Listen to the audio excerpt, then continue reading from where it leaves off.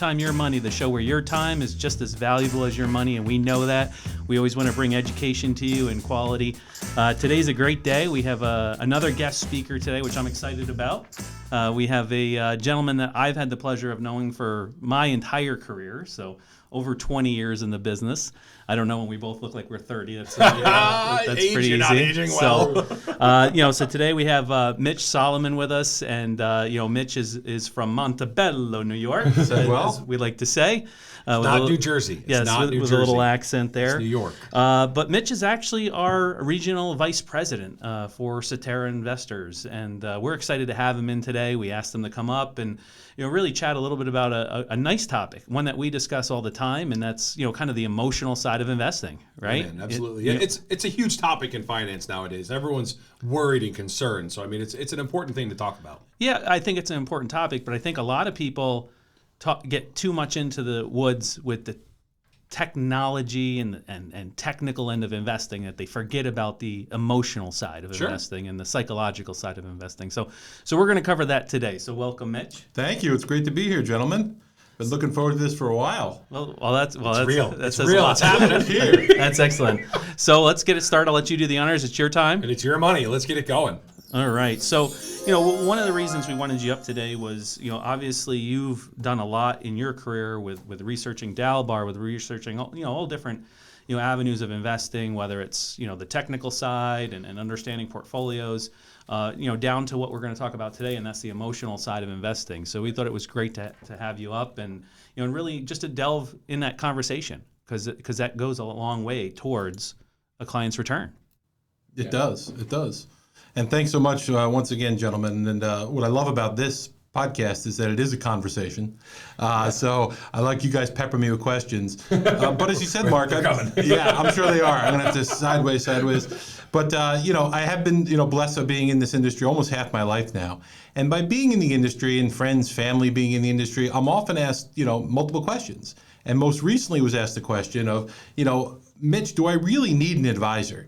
With all the technology that's out there, with all of this sophisticated programming, heck, I can go on my phone and make trades. Yep. I can watch my portfolio, anywhere I am. Do I really need an advisor?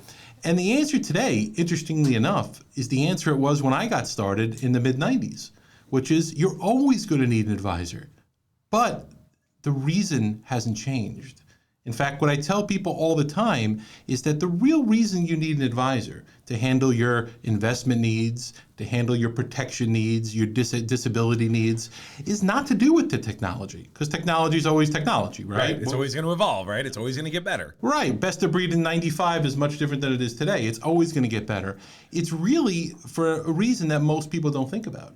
It's to be able to coach and handle the emotions, the behavior of our clients, of the people we meet. Well, I mean, you said it perfect. Coachability, right? And now I'm coming from the athlete side, right? And I was a very, very studious athlete. I was always on top of my game. I knew what the other team was going to do. And as I met my advisor here, Ted, because he was my advisor when I played, he always told me, Matt, you're really coachable. I'm going to give you feedback and you're going to listen to it. And sometimes, and we've said this before on these shows, the client says, I'm all set. Your friend says, I'm all set. And that's a word we hear a lot. But I really want you to talk about that, Mitch, in the sense that, you have been in this business for a while. I mean, if you look at the comparative of someone that hasn't had an advisor and someone that does have an advisor, what's one of the things that someone's missing that doesn't have an advisor? I mean, you've probably seen this before, I'm guessing. All the time. Right. And I see it all the time. I still hear about it all the time when I speak to, our top advisors like Mark and team, like what you guys are building here. And why is that? What is the difference? And if you take it down to its core level, right? Humans make decisions with two sides of our brain. We have the emotional side and we have the logical side.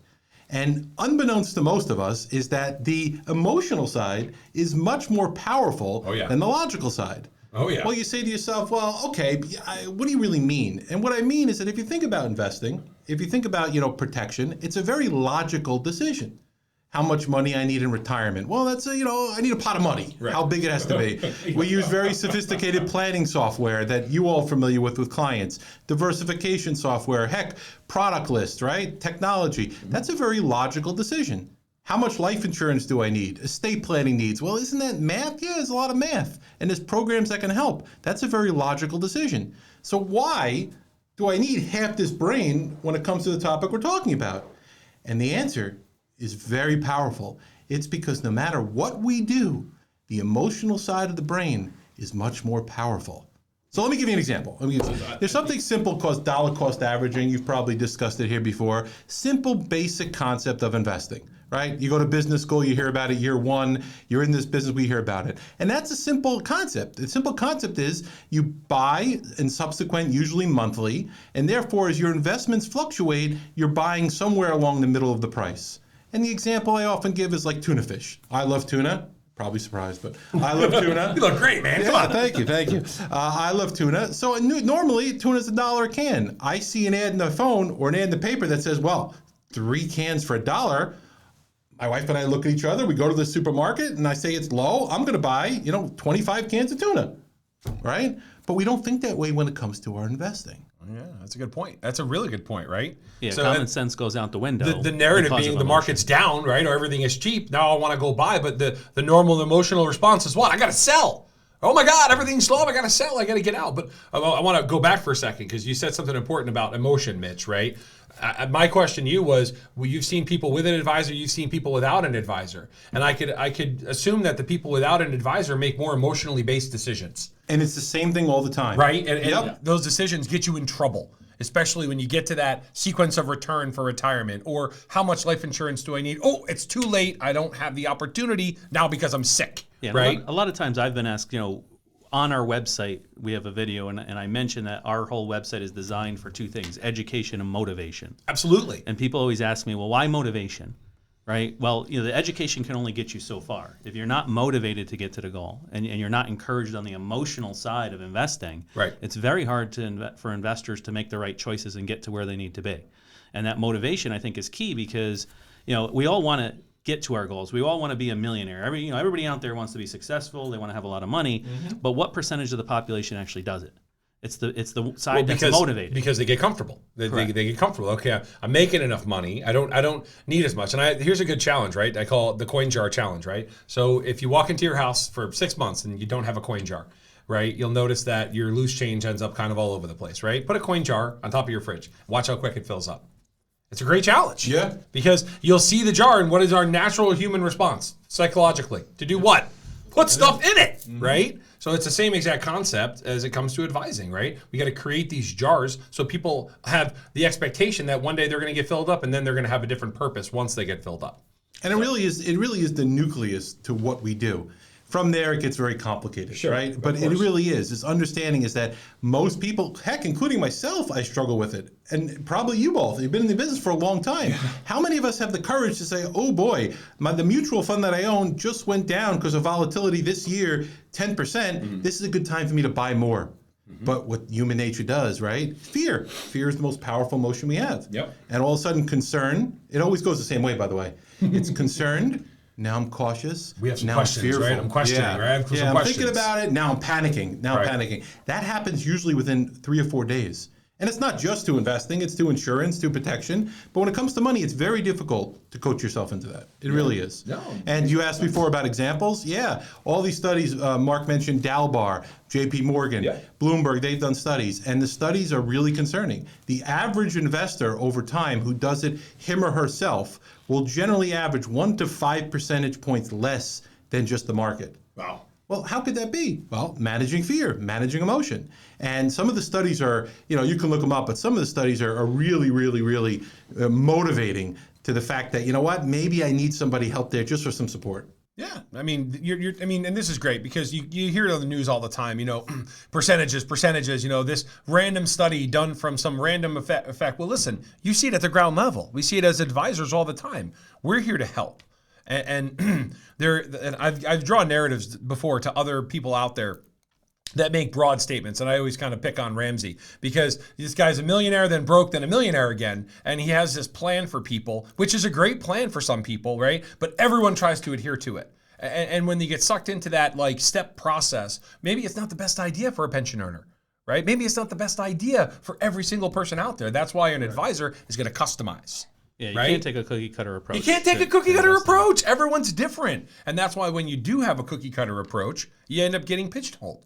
You can't get out of that narrative, you know? Yeah, and to speak to the opposite side of fear, greed a lot of Right. times makes the worst decision as well. Mm-hmm. Right? I mean, you see your account go up and you make a ton of money. I'm gonna double down. Right? and it's in the back of your head, it's the emotional response of, wow, if I had, 10 times more money in there, Right. I obviously could have made more money. I would have made But $40,000 unfortunately, yeah. when they're adding after the return. Sure. Right, and that timing of emotion is like to your point. It's days to build up to that point of fear. It's also days or weeks or months or years to build up that point of greed, and that decision to add because of greed is also going to hurt you. Mm-hmm.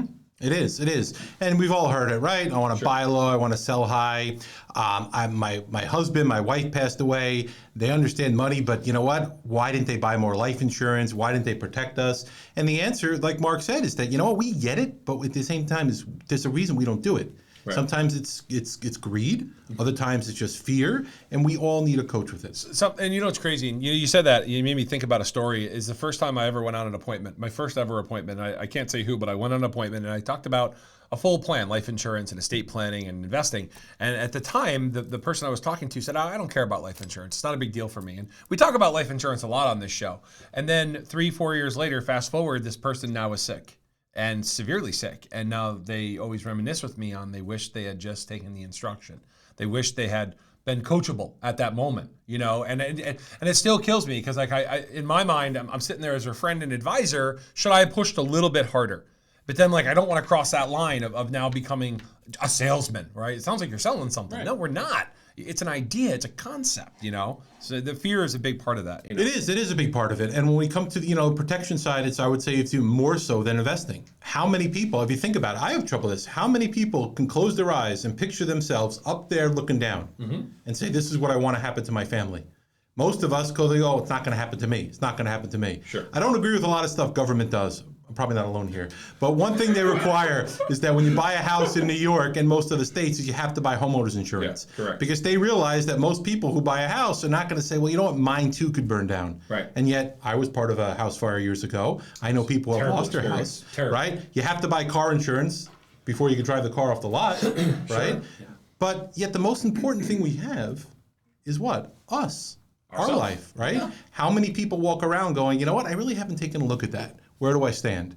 Now more than ever, gentlemen, you know what? The market is now. It's only until an event happens. It's only until something happens. And then, oh, man. Yeah, and then too late. Before, it's too late. Triple the premium, right? I want to go back to something that you said, Matt. When in regards to fear, I think it's important that listeners understand the difference between the presence of fear and potential fear. Right. Right. The thought of fear. The actual time that you should be concerned or have concern, and not necessarily use the word fear, is when the market is at an all-time high. Correct. That's when you should be the most scared. And that's when the most risk is in the market because it's at its all-time high. And we know the market, like an accordion, has periods of contraction and expansion. And if we're at our max level on the market, that's when investors should have the most, I guess you would say, concern in the market. Right? Built up fear. But the actual presence of fear is there right then. Yeah. But when the market goes to its bottom and when the market bottoms out, that's when it's perceived fear. That's when you're perceiving that there's fear because the market's down already 30%, right? Right. And investors have to understand where they are in that spectrum with what's going on with their investments. It doesn't have to be the stock market, it could be the bond market, it could be one of the other markets out there. There's a lot of markets out there, right? But actual fear being there in the market and where it's actually triggered in a client's kind of investment nature and when they take action is drastically different from where the fear should be. Well, I mean, you go back, and this is important because, Mitch, you were a big part of the process of helping me understand the touches to clients, like getting in front of people. When you work with 1,000 to 2,000 households, it's hard to contact everybody when the market's down. Right. And a lot of people, they get an email from us, right? Whether it be from Marketing Central or we push it out. But the reason you're getting an email is that we're thinking about you. We care about you enough to say, hey, look at this email. Look at the inflation. Look at this effect of taxes. Mm-hmm. And most times, what do people do when they get the email? What do? Swipe. They're gonna read it, right? Take 5 seconds and say, okay, wait a minute. Maybe I should look at this for 5 seconds and get a little information, right? I feel like that contact point is such a lost art. and it's hard to do it with so many people, you know, and you got to be able to connect with everybody. It is, but listen, that's why your team is there. Of course. You know, and you're right. You're always asking clients, we're always asking people we care about to take action or at least read. Mm-hmm. It's just, people are unaware. There's a lot of busy stuff going on, but you think about what's going on in, today's world. One of you mentioned it before, and, it's an interesting study that was done. If you look at the last 50 years, I think it's 50 years, the 10 best days in the market, best days percentage in the market, I love these reports, right? Were actually preceded by the worst 2 weeks. Right. So think about what happened. The market went down for 2 weeks, right? The market went down, S&P 500 went down for 2 weeks, precipitously dropped, and then the 10 best days in the market happened within, 2 weeks of that, okay? And unfortunately, what a lot of people have done during the past. Market goes down for 2 weeks. Are people buying low? No. Oh my God, I gotta get out. Take my 401k out. I gotta move it to a bank account. So you inevitably missed the top 10 best days of the market. I mean, so what does that all mean? Just what does that all mean? Well, believe it or not, if you would have left your money there, you would have, let's say, call it, I'm just giving round the numbers, call it $250,000. Sure. If you would have missed the top 10 best days, you have less than $50,000. Oh, less than 20% by acting emotionally. Right. By acting emotionally. And like I said, folks, you guys know, it's difficult. Unless somebody's there, right? It's difficult saying everything's going to be all right, the sky's not falling. But it makes a difference. Let's zoom out, though. We talk about this water cooler talk, right? You're talking about perceived fear in the market. And sometimes that perceived fear gets perpetuated by the water cooler, right? And I'll never forget it. I was halfway through COVID, and I work with a lot with teachers. And I had a teacher email me and say, my friends at work are all telling me they're selling. And I called them immediately and I was like, are your friends at work licensed, right? And then who is their governing body? Because that's the truth is you're not taking information from the right sources. You're hearing it from other people, which is then perceived fear, and the market's going down, it's low, so now it's a great time to get back in or go more. So great point though, Mitch. Yeah, and also, a client's time frame has a lot to do with that, right? A lot of times clients group themselves into investors that are retiring, even though they might have 30 years, right, 15 years to go, right? Or vice versa. You know what I mean? So you really can't go off of what the other investors doing because they might not even have the same time frame or be. It goes back to what you were saying, the cookie cutter approach. Yeah, it's that cookie cutter approach, right? Everybody's different. Yeah. Everybody's different. Well, again, that's why when you start to customize a plan and you start to really dig in and help people, there's a thoughtfulness that goes with that, and there's a time element where as you meet with people, they ask a lot. How do you guys get paid? How do you guys get paid? And the number one thing I always say to them, right? You know what it is? You're going to refer me. That's how we get paid because you know why? If you do that, it means I'm doing a good job. Means that I care about you. Well, people, people will only refer someone they trust. Correct. Right? So that's the great indication of a great advisor's business. Sure. Does he or she get referred? Right. And listen, at the end of the day, that hasn't changed for thousands of years. You move into town, you want a good doctor. Right. Do you open up the yellow pages? No, probably you not. A friend, you right? ask a friend, someone you met, someone you trust. Our business is the same way. So that is a very good litmus test at the relationships you have with your clients, is the referability on it. And just to go back on something that was said before, there's another part of this is that if you think you're active in sports, very active in sports. I love playing sports, yeah. And we tend to practice what we're good at. Yeah. I use an example. I was not great at sports, but I could hold down third base. And playing the hot corner a little bit. I loved batting, and I loved throwing the ball. I had a good arm. Sure. So anytime I would but I wasn't the greatest fielding. Surprisingly, center field, you're not playing center field. No, I didn't have the greatest range, but that's all right. So you know what? What did I practice? I practiced throwing and I practiced batting. Sure. We do that in life. So if you have a weak spot, maybe it comes to planning, like Mark said. Maybe it comes to technology, like you said, right? Sure. Whatever the case may be, you tend to practice what you're good at. Right. And you don't address your weak spots. And that's just, once again, human nature 101, but it's no different in investing, no different in planning. Yeah. So, good. Yeah, it's all time and money, right? Yeah. So, and we've talked on other shows about the bucket strategy where we have money set aside for short-term, intermediate, long-term goals. And, you can't emotionally manage that money all the same. Meaning you can't say my pot of money that I'm going to use 30 years down the road is at risk. Correct. Because then what you're technically saying is I don't think the market's going to go back in 30 years. I don't think my Sure. funds are going to rebound or my investments are Well, going to I mean, rebound. like you said before, though, leaving your money in a bank account is also risky. There's an inflation risk, right? Yeah. Like there's an inflation risk to your money in a bank account, just like there's a market risk to your money that's in the market. But at certain level, listen, at certain level, there's always a risk, Right. There's always a risk. It's an inflation risk, right? It's an Sure. investment risk. It's a portfolio risk. There's always a risk. And then managing that correctly. And I think what Mark said has become, so helpful in the planning cycle is making sure that you understand is that you can treat money differently depending on how much the time frame and the goals that you do have. Yeah. And then why do so many people not do it? How many people do you guys meet, that are just like, oh, I have my X amount of money. Well, where's it designed? I don't know. It's just all in one account. I don't know. You can't treat it the same. Well, I mean, a lot of baby boomers that we see, the majority of their money is where? 401ks, pre-tax IRAs. And a lot of times I'll challenge a baby boomer on why you haven't been doing Roth conversions, right? We've talked about this before. And it's because most of the time is that their advisor hasn't talked to them about it. And then they become defensive. And it's like, oh, well, they didn't tell me to do this, so it must not be good. Right? But if you had been doing Roth conversions from 60 years old to 72, you wouldn't have $1 million of pre-tax asset sitting around right now. Yeah, and to your point, a very strong plan that you understand brings more emotional security to you as a client than anything else. Correct. If I you feel good. If you understand that all your ducks in a row and what they're doing and what the money's there for, you're going to be a more confident investor, and you're not going to really fall victim to the emotional swings because you know and you're educated, right? And that goes back to what I was saying, education and motivation. The one thing that I always kind of tell clients is in our country we've built our retirement planning around the lottery approach. How little can I put away, that's a good and point. how max of a return can I get really good point. to get to my retirement plan? And I always tell people, look, if you want to have $3 million at retirement, plan on putting away $3 million. Yep. Because psychology says if I know I have to get to a goal of $3 million, I'll get there. and I plan on putting away $3 million, I'm going to get there. Right. Right. Our job as advisors is to get you there earlier, to get you there by the get time there you're 10 50 years or sooner. 55 Right, or 57 if your goal's at 65. And that's got to be a switch that happens in the average investor's mind.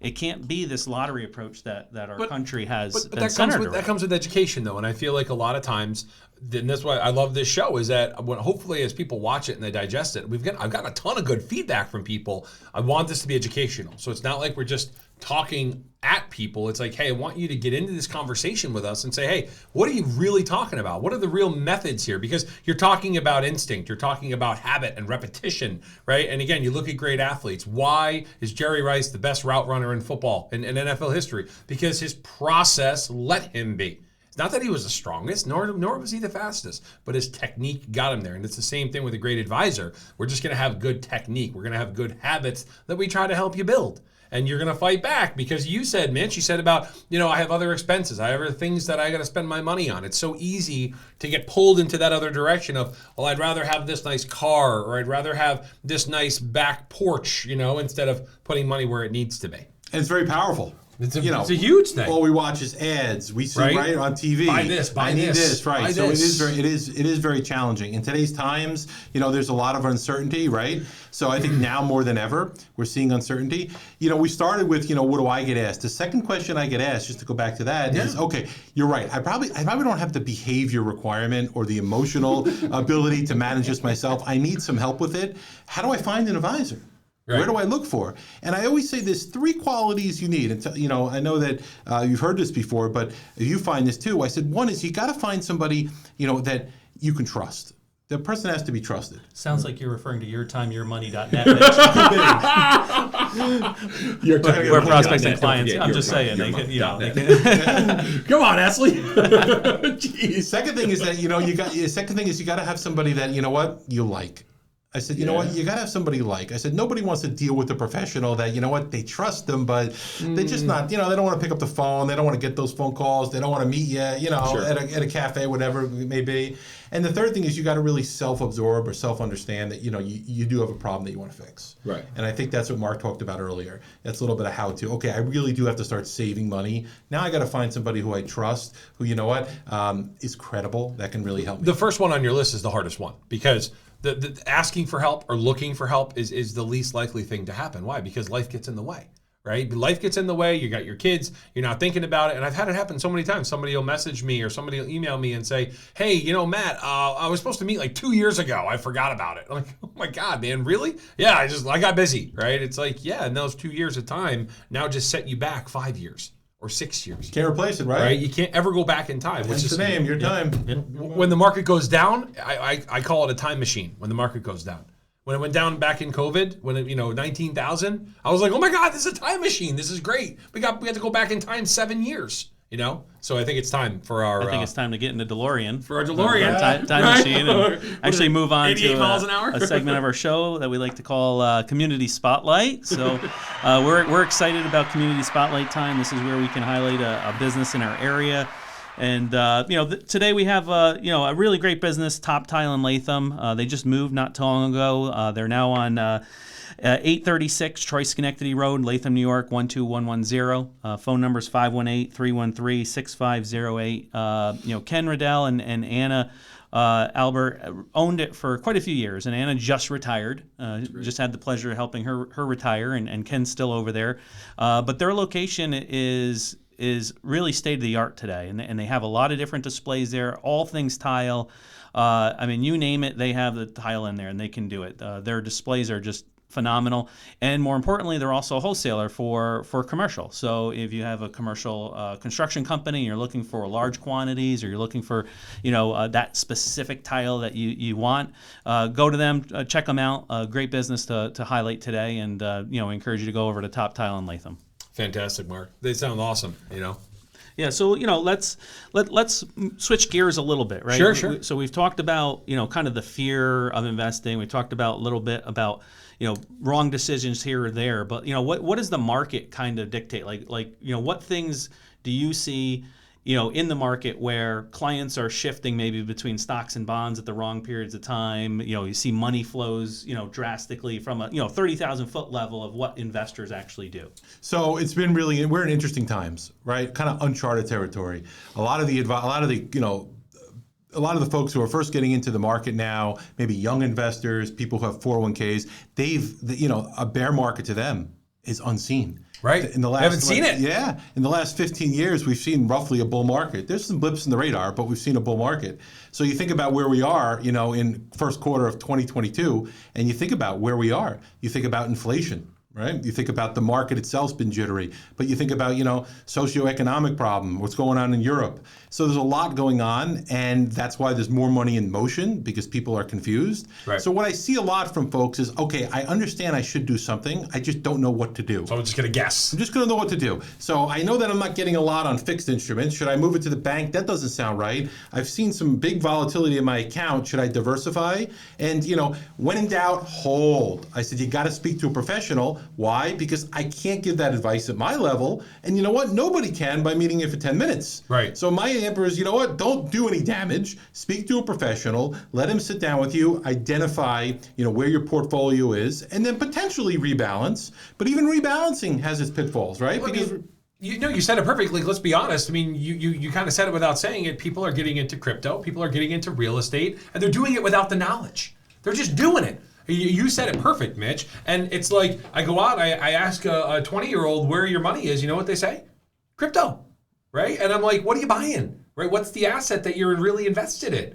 Or a 40-year-old is invested in what? Real estate. And that's people are just throwing money at VRBOs. And that's because just people throwing money at it. You know what it is? And one of you said it before earlier is that, the answer is not what are you investing in. The question is not what are you investing in. The question is not what do you think is going to make money. The question is what are you investing for? Exactly. So let's save for retirement. Let's save to put your, college. Let's save for your children's college. Let's save, to buy a house. Then we can work it back. Right. But you know then what? People don't think that. They turn on their phones, they see crypto. Right. Oh, this is easy. Crypto. I can push a button and Is that a really good strategy for the retirement? I don't know. I don't think crypto's, a good strategy to put all my eggs in one basket. I think that's safe to say. But when I ask folk why they invested in crypto or why you're buying gold bars, well, or silver, right? Yeah, it's really a thought out plan. It's really a gut reaction. Or I see everybody else doing it. Right? I have only had, I would say in the last year, probably 2 legitimate conversations on why someone bought crypto. right? And most of the time, there's 3 or 4 or 5 levels of why they would do it. So what is it, investing FOMO? Is that what it is? Fear of missing It's fear of missing out. Investing Absolutely, FOMO. man. Okay. You got it. Well, everyone else is buying this and that. Why shouldn't I do it, Yeah, right? I want to get rich. I want to get rich. But you know what? We all know, well, us in the business know that's not the answer. Right. And I think deep down inside they know too, but they don't have somebody helping out. I can be that next millionaire. I can be that next millionaire that hits it big. Correct. Right? And then until I'm not. Right. Until I've just thrown my $4,000 or $5,000 away, and now I say, oh man, I got to start over. Right. I got to go back. Let's go back to the casino. Let's do something else. Right. I was just going to say, it sounds like you're talking about the casino. Let's go gamble, right? I mean, but there is a risk in investing, and there's a risk in planning. But if you use some traditional techniques, and then maybe you sprinkle in. I mean, you kind of laid it out, Mitch. You do the right thing for kids. You do the right thing for retirement. You get your house situation squared away. Then you can say, okay. Our job has never been, our job has never been to preach. Our job has always been to teach. Teach. So be an you educator. tell us, listen, we unfortunately we're brought into this world. In this country, we're brought into this world with a lot of great things, but we are brought into this world with some problems. Mm-hmm. Nobody's going to retire, right, without saving, or put their kids through college without saving and planning. So the reality is that these are problems that we all have. So if they're important, then you know what? You tell me where you want to go. I'll give you options on how to get there. After we have a 2-hour discussion, right, Mark? And they say, I want to do crypto. That's their decision, right? They're making their own decision. We just give you the best options. Most of the time, as we all know, putting gold bars underneath your bed is not the best approach. So you know what? Maybe you think option 2, 3, 4 is better for you, Sure. But we're going to give you all the options. I mean, I will do a shout out to Florida here. They just passed a bill in their legislature to educate K-12 on financial planning and financial literacy. And I think that's very progressive. I hope that New York does the same thing. It makes a lot of sense now how they implement it and how they actually follow up on it. I don't know, but I feel like that's a great step. Especially for the generation of today. Yeah, we hear that all the time from our own clients. Whether it's the grandparent that just says, "Listen, we were never taught how to balance the checkbook." Right. We were never taught this stuff in school, and really, it's a disservice to the younger generation to not teach it. And we're advocates. I know we go into schools quite often. We meet with classes and we talk about and the education. Yeah, and we got one coming up. We're going to do one with a baseball team locally. We're going to do a talk with a local baseball team, a high school baseball team, and I'm excited to do it because their coach wants the kids that are going to potentially be drafted one day and have a $2 or $3 million signing bonus to have knowledge of what the hell to do. And you know what? There is a rainbow here. There is some good news. Is that for the first time in decades, the average folks under 25 are saving more for retirement. Good. So that is good. It's not a lot, but it's an increase, which is good. It's a jump in the right direction. Yes, and more people than ever realize they have to plan for the future, which is good. The unfortunate part is that now retirement's costing even more. Inflation's eating away more of it, right? Mm-hmm. There's still more student loan debt than ever before. So as much as we're taking 2 steps forward, are we taking 2.5 back? Maybe not, but it's not made a lot of progress. And to your point, the more education. In fact, we find that, over the course of the entire Cetera, is that people react really well to education. People want to be educated because it goes back to what I'm saying. You pick your decisions. Right. We want to teach. And you know what? An educated client is the best client. They pick their own decisions. So we want to give you the education to help you make the right choice. Yeah, in addition to motivation, I think one factor that we have to address for listeners, because there is a subset of listeners out there that may be demoralized because they're older, maybe they're in their late 40s, maybe they're in their early 50s, and they don't have any assets put away, and they know it. They may not be vocalizing in, and obviously when we're at family parties or events with a friend or a clam bake or something like that, people don't wear their financial emotion on their sleeve, so to speak. Yep. They're not talking about I'm way behind, or I don't think I'm going to be able to retire anytime soon. Well, it's hard. You're not vocalizing it, man. Right? It's like kind of like a chink in the armor, right? But for those listeners that are out there that are in that situation, they have to know that there are products and vehicles out there designed to help protect their income streams in retirement. Right. It might not get them to where they want to be as far as the monetary amount coming in, but there are things that will stretch out that money for a long period of time. Mark, you're saying it without saying it, and I won't group anyone in here, but like if you're a divorcee in your 40s, it's like hitting the reset button. It's very difficult because now there's so many things that are just pelting you that you can't get out from under the rock, and you've added 10 years on to your work life. So I mean, there's solutions out there. So. And to Mark's point, I think that's really, really important, is that there's help for really pretty much anybody. If you have a desire, if you have if you're serious about your future, you could start out with, minimums that most people don't think to help you, start preparing better for the future.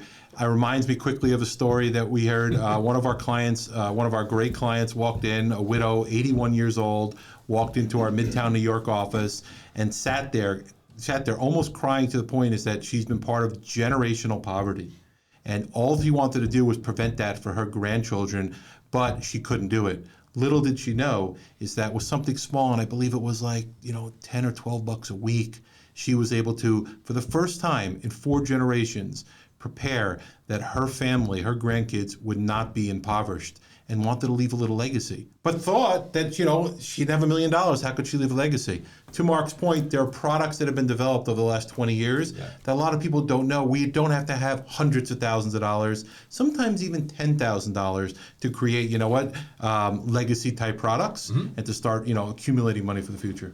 Yeah, man. Help is there. Yeah, and that whole section, a lot of times people don't focus on them or they don't talk about them because it's it's kind of the silent embarrassment factor that clients don't want to talk about. There's a lot of advisors out there that only want to work with you if you have $1 million. And I hear that all the time. How much is it going to cost to sit down? Do I have to have a $50,000 or $100,000 minimum? Right. Well, if that's what you want, I mean, if that's the people you're looking to work with, that might be the case. I'm just but that's not us, and I'm so proud of your team that doesn't, because you all know, and I know your team preaches this, is that the people who sometimes need it the most have the least. Correct. And that they're willing, you're willing to give them the advice to help. Change that. And I just want to say again, I couldn't be happier being part of your team. You guys are doing a fantastic job, and literally saying that because you have the ability of, and you are changing the lives and generations of thousands of clients. So you should be proud of yourselves and keep up the great work. It's exciting. And one of the things that we always try to do with every client is get the beneficiaries on board, right? Linear planning, man. Yeah, because wealth is acquired, but then sometimes it's diluted down through the next generation if there's nobody there for them to rely on. And so we want to make sure that planning continues, that Absolutely. The progress in building wealth within an estate, within a family, generational is still continued in there. So we encourage clients, refer on their beneficiaries so that we can help them just as much as we've helped them. And that's always a compliment to us when we get that referral, because we know that we're doing the job the right way. Yeah. Yeah. This was probably the fastest show we've had yet. I mean, time just flew by, but I think we got a lot done. We covered a ton today. So let's do a little recap. Right? Yeah. Obviously, common sense goes out the window with emotion, but we do want to buy high and sell low, right? No, just kidding. Mark, I was just seeing who's caught me here. Man. No, Catch me. no, but emotion plays a lot in it, and one thing you need to do as a listener, right? Remove emotion from the equation. Set up a meeting with our team. Let us engage in that conversation with you. Let's put all the cards on the table and see where you are. Before you make any rash decisions with the market fluctuations or things in the economy, take a step back, like you said, stop for a second. Make sure that you're making a wise decision. Sure. Another thing too, we want to stay away from the pitfalls of everybody else is doing it. FOMO. Right? Yep. Everybody else is doing it, so I should be doing it, or I'm going to miss out, or so just when we look at it as a whole, emotions really drives the market. No matter what you say, whether I'm a logical investor or I analyze things, emotion plays into it. On the other hand, as well, we want to make sure that our listeners understand that they can find us at yourtimeyourmoney.net. We're at 43 British American Boulevard in Latham. 800-222-3202. Reach out to us. We'd be happy to schedule a time with you and really chat with you about your finance and walk you through the emotional factors and things along that line. So let's move into a little bit of minute by minute. So we always ask some fun questions of our guests, All whether right. they know it or not. But Yes, the camera had 10 pounds. So you travel a lot around the Northeast area. Your region's pretty large around the Northeast area. Any favorite spots that you like to go to for dinner, vacation, anything along that lines? Any favorites? But yes, so I love the Northeast in terms of even Northern East. I love the Lakes region, the upstate New York, Adirondacks being top 5, New Hampshire being up there, Maine being up there. So I kind of like the outdoors, like the Lakes region a lot. Like to ski with my family. Restaurants, yeah, I could be here for another 2 hours. Favorite restaurants, all of them, I gotta say Keen's in Midtown New York. Oh, okay. Yeah, the only one that had the mutton chop still. The chops. Been there over 100 years. Go there, bring a heavy wallet, but go enjoy. Excellent, excellent. How about yourself? Anything new with you? No, I just having fun with the kids. We're taking on some new painting activities at home, and the kids are playing softball and t-ball. So springtime, babe. We're ready. We're ready to get outside. Finger painting or actual house painting? No, we're just painting the walls. Just letting Lincoln run around just with his fingers, just go nuts. Have fun, buddy. Just wreck the house. You're a good dad. Yeah, we got to wink the walls like the other room, right? They could just draw on the walls, and it'll kind of be like the kids murals. But this was a great show. I really enjoyed it. I hope our listeners love it. Well, great. As always, it's your time. Your money.